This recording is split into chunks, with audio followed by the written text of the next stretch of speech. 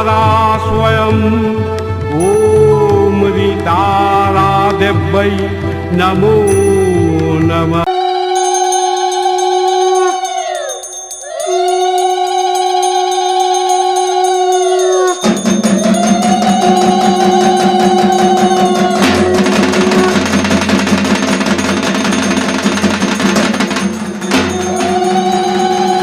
वक्ष प्रवक्ष्यामि रहस्यं सर्वसिद्धिदम् यस्योपदेशमात्रेण तव सिद्धिर्भविष्यति।